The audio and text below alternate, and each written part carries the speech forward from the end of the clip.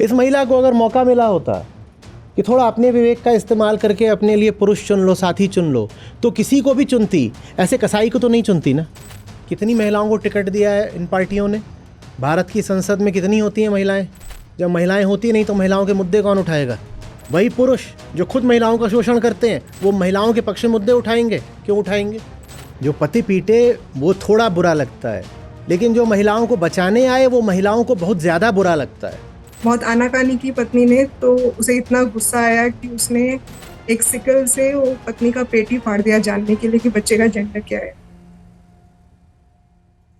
नमस्ते आचार्य जी जी। जी कहिए।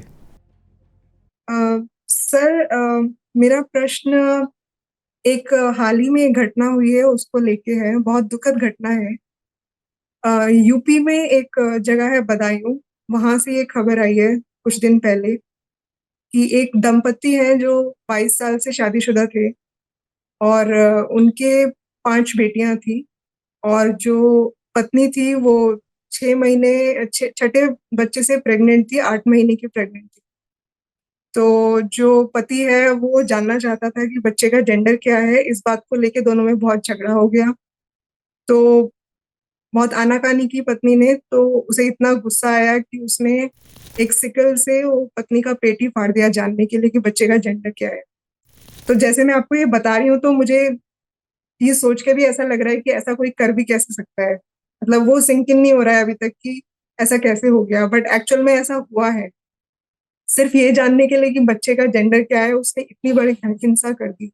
तो इस घटना को मैं अगर अपने जितनी मुझे समझ है उतने हिसाब से देखूं तो मुझे मल्टीपल इविल्स नजर आते हैं। एक तो ये कि बेटे की इच्छा इतनी ज्यादा प्रबल है कि उसके लिए वो कुछ भी कर जाना चाहता है। और दूसरा ये कि लड़कियों को कुछ समझा ही नहीं जाता, उन्हें इंसान भी नहीं समझा जा रहा। तो उसके लड़कियों के प्रति इतनी हिंसा किसी भी मुद्दे को लेकर ऐसे ही हो जाती है। तो हम मतलब क्या सोच रहे हैं, कहाँ जा रहे हैं, क्या कर रहे हैं। बहुत ही दुखद घटना है और इसीलिए मैं आपसे पूछना चाह रही थी। देखिए, असल में हम दुख सिर्फ तब मनाते हैं जब हिंसा बिल्कुल प्रकट हो जाती है, स्थूल रूप से आकर के हमारे मुंह पर जब लगती है हिंसा, सिर्फ तब हम हिंसा से प्रभावित होते हैं और उसकी भर्त्सना वगैरह करते हैं। नहीं तो हिंसा तो तब भी थी ना जब 5 बेटियां पैदा करी गईं। आज हमारे सामने एक विस्फोट की तरह ये बात आई है कि उसने अपनी गर्भिणी पत्नी थी और हंसिए से उसका पेट काट दिया, क्योंकि वो जानना चाहता था कि अभी ये जो बच्चा है लिंग क्या है इसका, कहीं फिर से छठी लड़की तो नहीं आ रही। तो ये बात तो हिंसा की है और निश्चित रूप से हमारे आपके सबके मन को ये चीज़ झकझोर देती है, विभत्स बात है। पर हमने देखा नहीं ना कि हिंसा की शुरुआत बहुत पहले हो चुकी थी। इनका ब्याह कैसे हुआ? वो हिंसा नहीं थी क्या? हम मानना नहीं चाहेंगे। हम अपने आप को कहना चाहते हैं हिंसा सिर्फ अब हुई है जब हंसिए से उसने पत्नी का पेट काट दिया, क्योंकि इसके पीछे जो कुछ है वो तो शायद हमारे घरों में और हमारी ज़िंदगी में भी हो रहा है। तो हमने मान लिया कि हिंसा तो पहले से ही चल रही थी, तो हमें ये भी मानना पड़ेगा कि उस हिंसा में हम भी साझेदार हैं। वो हिंसा हमारे घरों में भी हो रही है, हम भी उत्तरदायी हैं। तो इसलिए हम हिंसा का दायरा बहुत सीमित कर देना चाहते हैं। हम कहना चाहते हैं बस इस घर में, इस क्षण में, इस प्रकरण में जो हुआ सिर्फ उसको हिंसा कहा जाएगा। उसके आगे पीछे जो कुछ हो रहा है हम उसको हिंसा नहीं मानना चाहते। इस इंसान की परवरिश कैसी हुई थी जिसने हंसिए से अपनी पत्नी का पेट काटा है? इसकी परवरिश कैसी हुई थी? उसकी परवरिश में हिंसा नहीं थी क्या? इसके माँ बाप ने इसको कैसा पैदा किया था? वो हिंसा नहीं थी? इन 5 लड़कियों के साथ दिन रात कैसा व्यवहार किया जाता होगा, आपने कल्पना करी? नहीं करी। आपने प्रयास भी नहीं करा ये सोचने का कि जो आदमी अपनी छठी लड़की को लेकर के इतने घोर विरोध में है, इतने क्रोध और इतनी क्रूरता में है कि वो उसकी जान लेने को तैयार है। वो अपनी पहले वाली 5 लड़कियों के साथ क्या बर्ताव करता होगा, ये हम नहीं सोचते। 5 ही लड़कियां रही आती, छठी ना पैदा होती तो कभी भी ये घटना खबर नहीं बनती, किसी अखबार में नहीं छपती और आप मुझसे ये सवाल भी नहीं पूछती। हम बात छठी लड़की की कर रहे हैं। मैं कह रहा हूं उन 5 लड़कियों के साथ दिन रात क्या हो रहा होगा, आपने सोचा क्या? जो छठी के प्रति इतनी घृणा से भरा हुआ है, वो 5 के प्रति क्या प्रेम से भरा होगा? वो उनके साथ दिन रात क्या व्यवहार करता होगा? और कोई आश्चर्य की बात नहीं है कि इस महिला का पहले भी गर्भपात करवाया जा चुका हो। कोई आश्चर्य की बात नहीं है कि ये 5 भी इस तुक्के में पैदा हो गई हों कि रहा हो कोई वही नीम हकीम, उसने बोल दिया हो कि इस बार तो गर्भ में लड़का ही है तो पैदा कर दिया।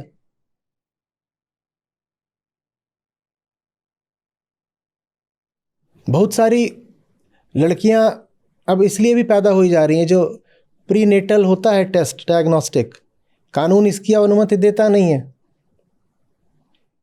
तो इधर उधर की, खास तौर पर चीन से ये लोग सस्ती मशीनें मंगवाते हैं और मोहल्लों के अंधे पीछे के गलियारों में, छोटे बंद कमरों में ये सब टेस्ट्स होते हैं। अब उसकी पूरी ब्लैक मार्केट चल रही है और उसके नतीजे उल्टे पुल्टे आ जाते हैं।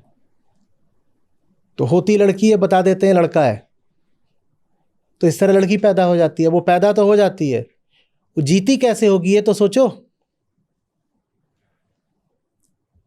ये जो पूरा कार्यक्रम चला था भ्रूण हत्या और रोकने का, इन्फेंटिसाइड फीटिसाइड सब, ये लगभग ठीक चल रहा था। पर पिछले 5 सालों में भारत में जो लिंग अनुपात है जन्म के समय, सेक्स रेशियो एट बर्थ, वो फिर से बुरी तरीके से विकृत होने लगा है। जो कर्व जा रहा था वो 2019 में पलट गया, बहुत खराब था, फिर सुधरना शुरू हुआ था, लगभग 8-10 साल तक सुधरता रहा, 2019 में पलट गया है। अब फिर से लड़कियों की अनुपात में ज़बरदस्त कमी आ रही है। असल में हुआ ये कि कानून बनाए गए बड़े सख्त, तो उन कानूनों के कारण ये सब जो पूरा अल्ट्रासाउंड का व्यापार चलता था और जो पूरा ये जो एक तरह का फ्ली मार्केट चलता था एबॉर्शन का, वो बंद हुआ। लेकिन फिर चूंकि जनता में तो मांग थी ही, जनता को तो कोई शिक्षा दी नहीं गई थी, जनता में तो मांग थी ही कि हमें लड़कियां मारनी है, तो फिर वो धंधा गुप्त तरीके से और इनफॉर्मल तरीके से दोबारा चालू हो गया। और पहले तो ऑर्गेनाइज तरीके से होता था, तो फिर भी अस्पतालों में होता था, अब अस्पतालों में नहीं होता, अब गंदे अंधेरे बंद कमरों में होता है, सस्ती मशीनों के साथ होता है। और इसमें महिलाओं की मृत्यु भी ज़्यादा होती है, क्योंकि वहाँ पर न तो सही उपकरण होते हैं और न ही सही सैनिटेशन होता है, तो संक्रमण लगता है, हर तरीके के जितनी व्याधियाँ हो सकती हैं। पर उन सब चीज़ों की हम बात नहीं करना चाहते। अभी चुनावों का चल रहा था पूरा कार्यक्रम, आपने किस दल को सुना इन सब मुद्दों की चर्चा करते हुए? कोई दल नहीं सुनेगा। किसी के घोषणा पत्र में ये बात आपने पढ़ी? नहीं पढ़ी होगी। किसी टीवी चैनल पर आपने डिबेट सुनी? नहीं सुनी होगी। लेकिन जब ऐसी कोई घटना हो जाती है बिल्कुल विभत्स, हृदय विदारक, तो वो कुछ दिनों के लिए हेडलाइन बन जाती है और हमको ये भरोसा दिला दिया जाता है कि देखो बाकी तो सब ठीक चल रहा है, बस अपवाद रूप में, एक्सेप्शन की तरह ये घटना हो गई है। साहब वो एक्सेप्शन की तरह नहीं हुई है, वो काम दिन रात हो रहा है, चारों तरफ हो रहा है, हर जगह हो रहा है, हम देखना नहीं चाहते। हम एक घटना की बात क्यों कर रहे हैं? वो चीज़ हर जगह हो रही है। जितनी देर में हमने बात करी, इतनी देर में ही कुछ लड़कियों की भ्रूण हत्या हो गई होगी।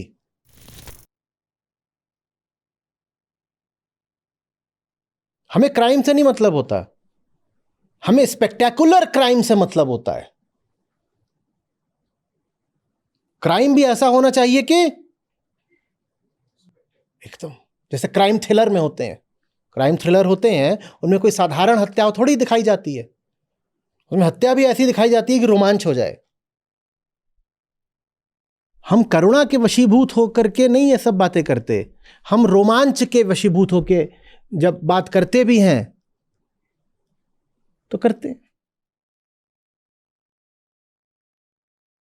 मैं फिर पूछ रहा हूं, वो जो 5 बच्चियां हैं जो नहीं मारी गई, उनकी जिंदगी कैसी होगी सोचिए। और क्या उनकी जिंदगी मौत से बदतर नहीं होगी? वो कैसे जी रही होंगी? जिस बाप को इतनी घृणा है लड़की से, और वो जो माँ है, पता नहीं माँ बची है कि मरी गई, बची है कि मृत्यु हो गई? बच गई सर। बच गई है। वो कैसे जीती होगी ऐसे आदमी के साथ, और वो आदमी उसे सुलाता है अपने साथ और बार बार गर्भ करता है। वो बलात्कार नहीं कहलाना चाहिए? और उसकी हम बात नहीं करेंगे, उसको हम कह देंगे नहीं जी ये तो देखिए पति पत्नी का रिश्ता है। हमारे न्यायालय भी बोलने लगे हैं कि पति थोड़ी पत्नी का बलात्कार कर सकता है, ये तो पति पत्नी का रिश्ता है, पवित्र रिश्ता है।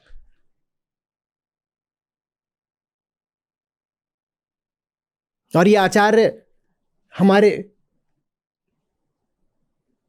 विवाह जैसे पवित्र रिश्ते पर कीचड़ और सवाल उठाता रहता है।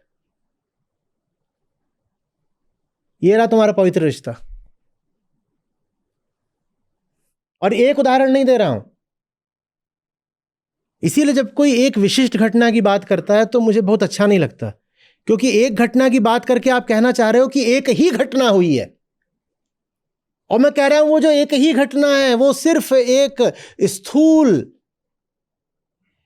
विस्फोटक प्रमाण है कि वो जो काम है वो घर घर में हो रहा है, हर समय हो रहा है, हर जगह है। पर हम कहते हैं एक एक हो गया, एक हो गया। जो एक हो गया उसकी निंदा कर दो, मुक्ति मिल गई। किसी एक ने गड़बड़ कर दी है, उसकी निंदा कर दो तो क्या प्रमाणित हो गया? बाकी सब ठीक चल रहा है। बाकी सब क्या ठीक चल रहा है? घर घर में यही हो रहा है।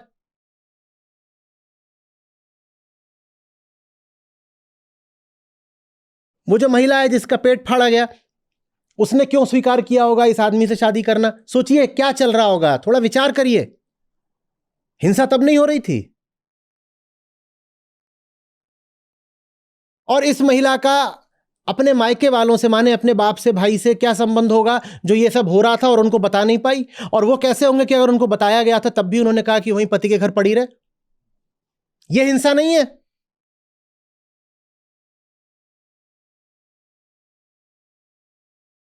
हिंसा का तो पूरा लंबा चौड़ा अफसाना है साहब, कोई एक प्रसंग या प्रकरण थोड़ी हो गया। पर हम दिखाना चाहते हैं नहीं, बदायूं में इस दिन इतने बजे इस घर में हिंसा हुई। एक शहर में नहीं हुई, एक घर में नहीं हुई, और एक पल में नहीं हुई, वो पूरे देश में हो रही है और लगातार हो रही है। और आंकड़े गवाह हैं, आंकड़ों को देखिए। पर हम मानना नहीं चाहते कि हर जगह हो रही है। हर जगह हो रही है तो फिर हमें अपनी शक्ल बड़ी बदसूरत लगने लगेगी और बड़ी जिम्मेदारी आ जाएगी कि अगर ये सब हो रहा है पाप तो इसको रोको। हम नहीं रोकना चाहते क्योंकि हम खुद उसमें सम्मिलित हैं। हिंसा सिर्फ यही थोड़ी होती है कि लड़की मार दी, उसको जीने नहीं दे रहे, ठीक से पोषण नहीं दे रहे, ठीक से अवसर नहीं दे रहे, प्रेम के नाम पे उस पर बंधन लगा रहे हो, संस्कृति के नाम पर उसके पर कतर रहे हो। यह सब बड़ी से बड़ी हिंसा है।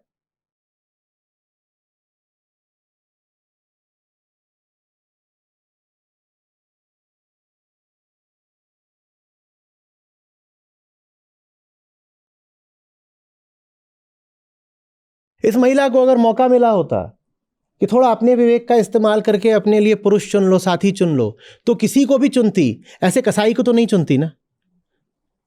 बिल्कुल हो सकता है कि प्रेम विवाह असफल हो जाते हो, बिल्कुल हो सकता है, पर प्रेम विवाह कैसे भी होते हो, उसमें आप जल्लादों को तो नहीं अपना पति मानते। वहां अनबन हो सकती है, साहब हमारी पट नहीं रही, हम संबंध विच्छेद करेंगे, वो समझ में आता है। पर वहां यह तो नहीं होगा कि पति कह रहा है कि एक के बाद एक बच्चे पैदा करो। यह चीज तो तभी हो सकती है जब जबरदस्ती आपको किसी के साथ बांध दिया गया हो। वो हिंसा नहीं है।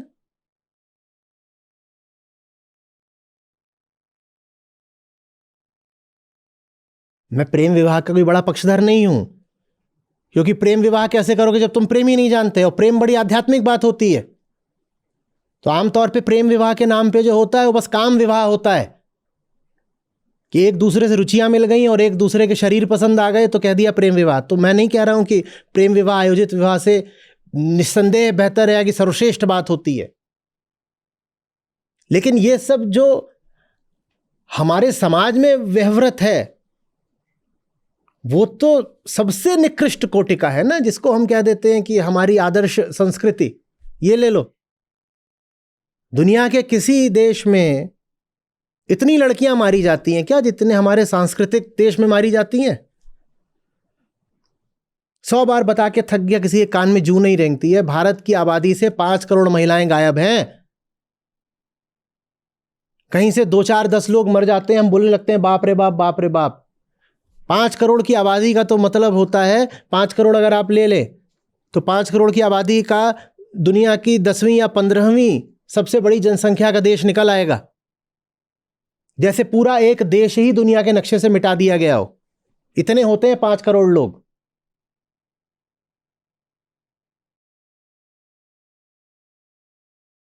भारत की आबादी में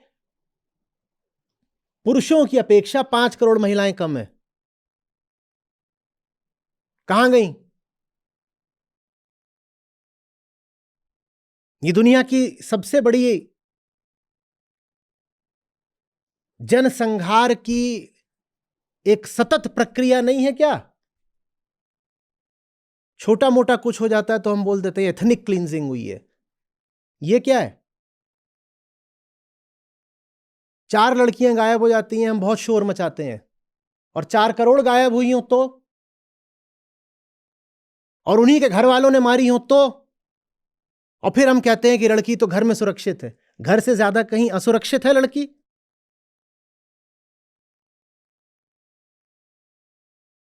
अब बताइए, मैं एक घटना की चर्चा करूं या ये जो 4-5 करोड़ गायब हैं इनकी चर्चा करूं?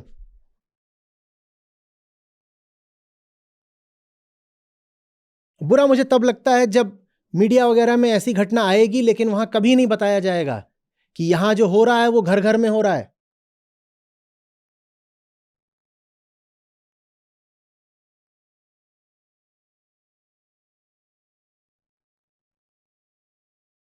आंकड़े खोजिएगा, जहां तक मुझे याद है 70 या 80% भारतीय घरों में जो सबसे छोटा बच्चा होता है वो एक लड़का होता है। ये कैसे हुआ बताओ? 70 या 80% भारतीय घरों में जो सबसे छोटा बच्चा होता है वो लड़का होता है। इसका मतलब बताओ? प्रकृति तो ऐसी व्यवस्था नहीं करती। प्रकृति में तो 50-50 का रहता है अनुपात। कैसे हुआ ये? आखिरी बच्चा लड़का ही कैसे हुआ? क्या मतलब है इस बात का? जाइएगा और अपने ही मोहल्ले में या अपनी ही रिश्तेदारी में या अपनी ही सोसाइटी में, अपार्टमेंट्स में, जो भी जहां भी आप रहते हो, यूं ही सर्वे कर लीजिएगा। 20 घरों का करिएगा कि ये जो 20 घर हैं इनमें जो सबसे छोटा बच्चा है उसका लिंग क्या है। 20 में आप 10-10 का अनुपात नहीं पाएंगी। तो बताइए, हमारे ही चारों तरफ ये हत्याएं हो रही हैं कि नहीं हो रही हैं? हाँ, बताया नहीं जाता। हम सब अपनी नजरों में सम्माननीय बने रहते हैं। नहीं, हम अच्छे आदमी, हम अच्छे आदमी। हत्यारे हैं सब अच्छे आदमी हैं। आप कोई सोसाइटी उठा लीजिए, 20 घर ले लीजिए और 20 घरों में गणना कर लीजिए कि सबसे छोटे बच्चे का लिंग क्या है। पता चल जाएगा कि हर घर में हत्या हो रही है कि नहीं हो रही है।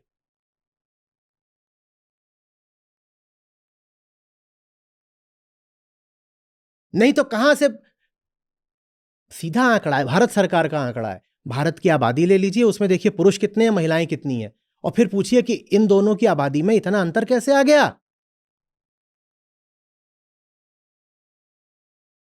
कोई 1-8% का छोटा मोटा अंतर नहीं है, भारी अंतर है। करोड़ों महिलाएं कम हैं। कहां गई? क्यों नहीं उनकी कोई बात कर रहा?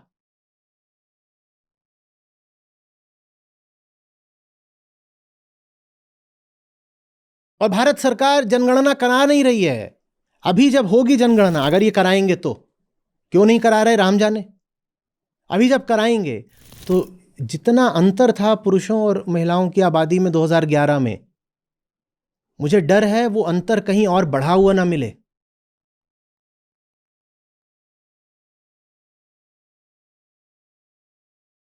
चुनावों की अब हमने बात करी, कितनी महिलाओं को टिकट दिया है इन पार्टियों ने? भारत की संसद में कितनी होती हैं महिलाएं? जब महिलाएं होती नहीं तो महिलाओं के मुद्दे कौन उठाएगा? वही पुरुष जो खुद महिलाओं का शोषण करते हैं, वो महिलाओं के पक्ष में मुद्दे उठाएंगे? क्यों उठाएंगे? महिलाएं खुद अपनी हितैषी नहीं है, पुरुष क्या उनका हित करेंगे?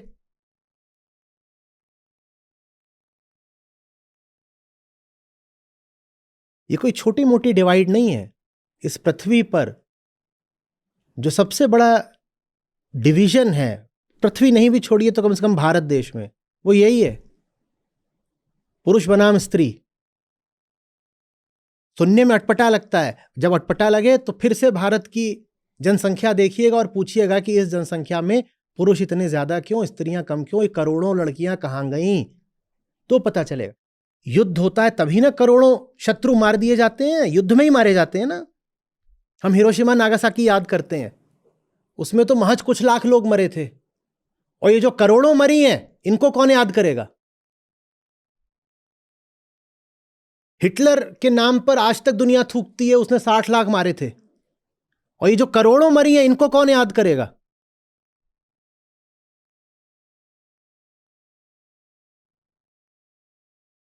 तो ये युद्ध चल रहा है, एक लिंग दूसरे पर हावी होकर के उसको गुलाम बना रहा है और कह रहा है गुलाम नहीं बनती, मेरे हिसाब से नहीं चलती तो तू मरेगी, मर।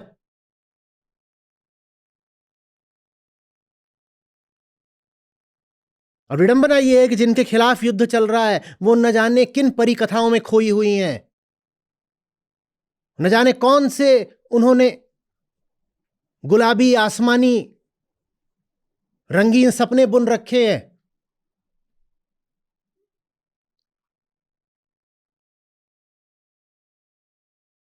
अंधविश्वासों की सबसे बड़ी पक्षधर कौन? स्वयं महिलाएं। पितृसत्ता की पक्षधर कौन? स्वयं महिलाएं।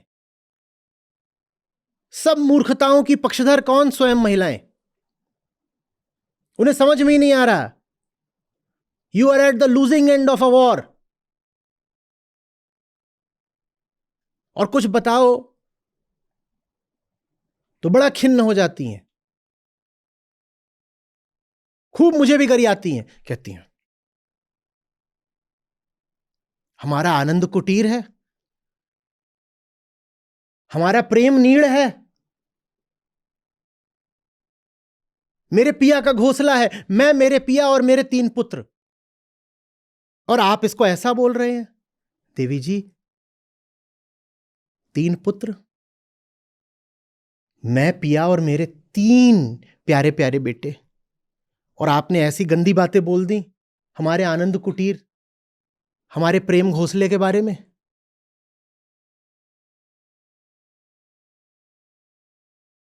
आपको क्या लग रहा है जिसने मारा है उसके रिश्तेदारों ने उसका बहिष्कार कर दिया होगा? बिल्कुल नहीं। आपको क्या लग रहा है जो पत्नी बच गई है ये पति को छोड़ देगी? शायद नहीं।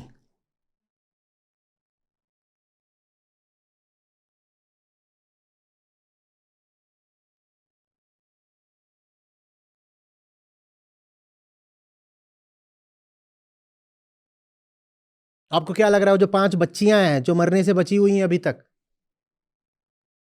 उन्हें आजादी का सबक मिल गया होगा? शायद नहीं।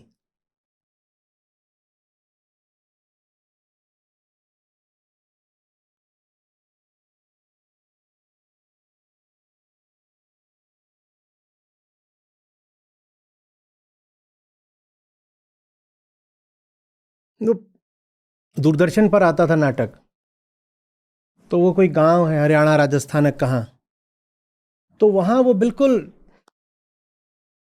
एक रिवाज के तौर पे बीवी को पीटा करता था। वो उनका रोज का एक रिवाज था, एक क्रिया है। तो उसमें रहता था कि पहले वो उसको पीटता था, जब पीट लेता था वो कहती थी इसका मतलब ये प्यार करता है। को ये सिखाया था उसकी सास और आसपास वालों ने कि पति अगर पीटना बंद कर दे तो माने वो प्यार नहीं करता तुमसे। तो उसको रोज पीटा करता था और पीटने के बाद जा करके फिर वो संभोग करता था उससे। तो एक दिन वो उसको पीट रहा था, तो उसका देवर था, वो शहर वगैरह से पढ़ करके आ गया था, तो पीट रहा था, तो उसने जाके बड़े भाई का हाथ पकड़ लिया और धक्का दे दिया। क्या कर रहे हो ये? मतलब उसकी भाभी लगी ना वो, क्या कर रहे हो ये? तो भाभी जो अभी तक बिल्कुल गाय की तरह पिट रही थी, भाभी ने कुछ उठा लिया, जाने क्या था, बेसन था, करछुली थी, कुछ उठा लिया और लगी उस देवर को पीटने। बोलती, तैने मेरे खसम को छू कैसे दिया? अरे उसका हक है,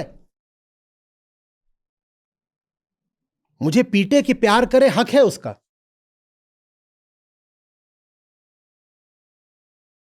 वो घर छोड़ के चला गया, फिर वो बोला अब नहीं आऊंगा।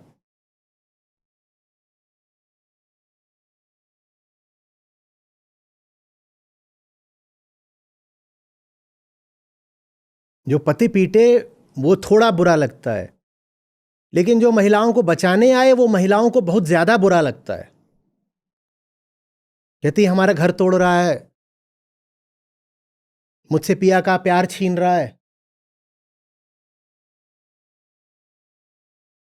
अरे गुलाबी अरमान।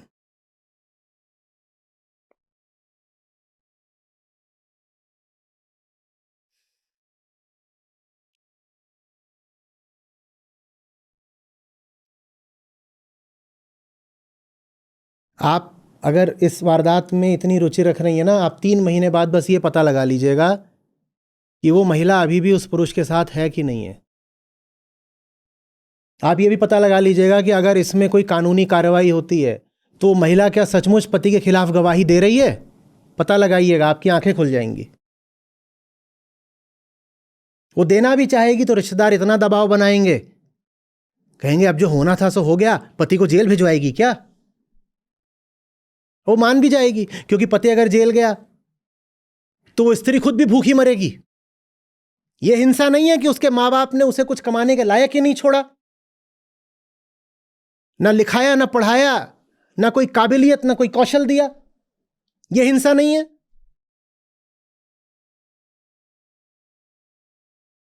सर, जब ऐसी घटनाओं को मैं देखती हूँ तो मुझे ऐसा लगता है कि महिलाओं को खासकर बहुत डिल्यूजन्स में जीने की आदत होती है। मैं अपने आप को भी उसमें ही कंसिडर करती हूँ, क्योंकि काफी टाइम तक तो बहुत ऐसे भ्रमों में जीने की आदत मुझे भी थी, जो अब थोड़े आपके संपर्क में आके कम हो रहे हैं। अब चीजें थोड़ी समझ में आ रही हैं, बट मुझे ऐसा लग रहा है कि जब तक वो डिल्यूजन्स जाते हैं तब तक काफी देर हो जाती है बहुत लोगों के लिए। देर कुल ये होती है, बच्चा आ जाता है, सबसे बड़ी बात ये हाँ, होती है। और एक बार वो बछड़ा आ गया कि गाय बंध गई। राइट, तो वो स्टक हो जाती है और फिर उसके बाद में फिर कुछ उनको वे आउट मिलता नहीं है। गाय के लिए जल्दी से बछड़ा? 100 बार समझाता हूं, पहले जिंदगी बना लो, दुनिया देख लो, कुछ ज्ञान अर्जित कर लो, कुछ अनुभव कौशल पालो, जल्दी से पेट फुला के बछड़ा। फिर कहते हो मातृत्व में ही तो जीवन का सुख है, स्त्री मां नहीं बनी तो परम आनंद से वंचित रह गई। क्या करना है? मुक्ति, मोक्ष, निर्वाण, अध्यात्म, परम आनंद तो बस मां बनने में है। वो लाइफ एजुकेशन स्कूल्स में होना बहुत जरूरी है, जो नहीं है। देखिए, जहां नहीं है वहां नहीं है, उसके लिए आप अपनी जान थोड़ी गंवाओगे। बात सिद्धांत की नहीं है बाबा, आपकी ज़िंदगी की है। बात सरकार की पॉलिसी की नहीं है, बात आपकी ज़िंदगी की है। आप ज़िंदगी समझ रहे हो। सरकार ने सड़क बना दी, उसमें गड्ढे ही गड्ढे हैं, तो आप क्या कहोगे? अब इतने गड्ढे हैं, मैं जान दे ही देती हूँ।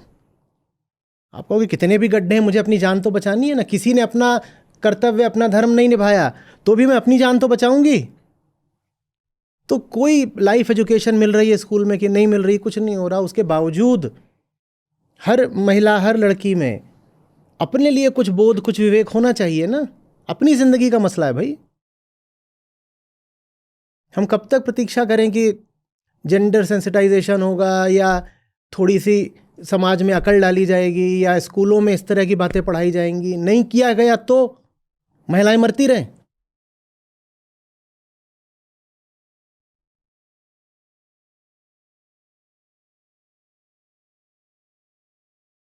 और ये गरीब घर होगा जहां ये सब हुआ। हिंसा का एक पहलू और देखिएगा, ये 5 लड़कियां भी नहीं होती, 5 लड़के भी होते तो ये क्या बनने के लिए पैदा हो रहे हैं?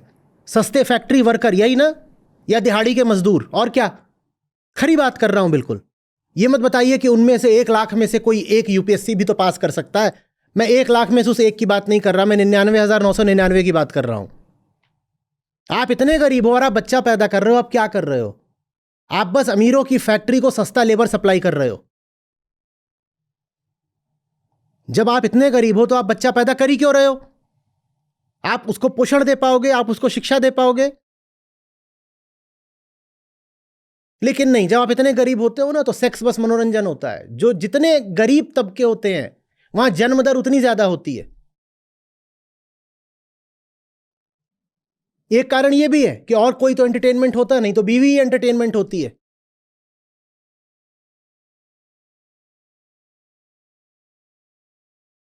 यह हिंसा नहीं है? धन्यवाद आचार्य जी। झूठा सब संसार है, को ना अपना मीत। झूठा सब संसार है, को ना अपना मीत। राम नाम को जानी ले, चले सो भौजल जीत रे साधो, चले सो भौजल जीत। अपना तो कोई नहीं, देखा ठोक बजाय। अपना तो कोई नहीं, देखा ठोक बजाय। अपना अपना क्या करे, मोह भरम लपटाए रे साधो, मोह भरम लपटाए। मोह फंद सब फंदिया, कोई ना सके निवार। मोह फंद सब फंदिया, कोई ना सके निवार। कोई साधु जन पारखी, बिरला तत्व विचार रे साधो, विरला तत्व विचार।